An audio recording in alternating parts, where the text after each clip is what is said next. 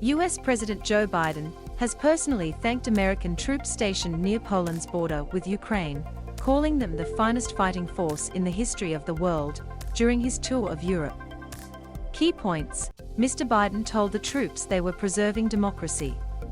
Mr. Biden told the troops they were preserving democracy. He will hold talks with Poland's president as part of his two-day visit to the country. He will hold talks with Poland's president as part of his two-day visit to the country. The US and EU announced a partnership to reduce reliance on Russian energy. After meeting NATO and EU leaders in Brussels, Mr. Biden flew to Poland to see the humanitarian crisis that is developing as millions of Ukrainians escape Russia's assault on their homeland. The United States has bolstered its forces in Europe in response to the war in Ukraine, pushing the number of US service members in Europe to more than 100,000 for the first time in decades. Mr. Biden told the troops in Poland they were doing an important job, preserving democracy. "I came for one simple basic reason, to say thank you," Mr. Biden said in an address to servicemen and women stationed in Rzeszów, Poland, just 100 kilometers from the Ukrainian border. Loading. "Thank you, thank you, thank you for your service, thank you for who you are, and thank you for what you're doing." Mr. Biden shook hands and shared pizza with the troops before making his address. Loading. "None of you have to be here," he told them, adding there were only 1% of the population representing the whole nation.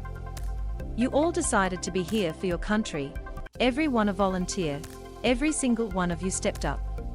And the 99% of the rest of the country, including me, owes you, and owes you big." Poland welcomes over 2 million refugees. The region has served as a gateway to Europe for refugees fleeing war in Ukraine, with Poland welcoming more than 2 million Ukrainian refugees. Mr. Biden also spoke with local leaders working to ease the humanitarian crisis. "The suffering that's taking place now is at your doorstep. You're the ones risking sometimes your lives and all you know to try to help. M to mute, left and right arrows to seek, up and down arrows for volume. Watch 1 minute 28 seconds 1 minute and 28 seconds Joe Biden to meet with Ukrainian refugees in Poland." Mr. Biden will hold talks with Poland's President Andrzej Duda as part of his two-day visit to the country. Polish Deputy Foreign Minister Paweł Jablonski said the visit was a valuable sign of US support. "It's hugely important, American presence and American support for Ukraine's defense effort, but also for solidifying defensive abilities of the country's eastern flank of NATO," he said. "This is hugely important now, because we are living in the times of big danger." EU-US partnership to undercut Russian energy. Mr. Biden gave a joint press statement with European Commission President Ursula von der Leyen at the US mission in Brussels. Following meetings in Brussels, the United States and European Union announced a new partnership to reduce the continent's reliance on Russian energy, an initiative that will put further pressure on Moscow after its invasion of Ukraine.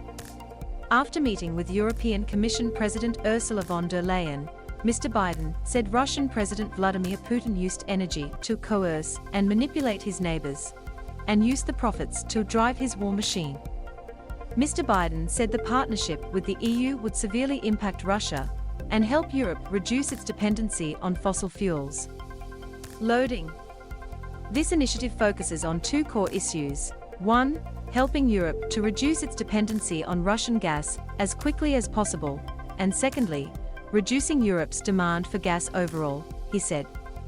The US will work to supply 15 billion cubic meters of liquefied natural gas to the European Union this year, as the EU aims to cut its dependency on Russian gas by 2/3 this year, and end all Russian fossil fuel imports by 2027.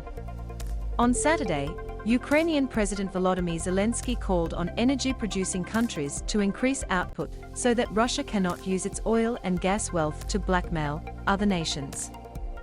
Addressing the Doha Forum International Conference via video link, Mr. Zelensky also said no country was insured against shocks from disruptions to food supply happening because of Russia's invasion of his country.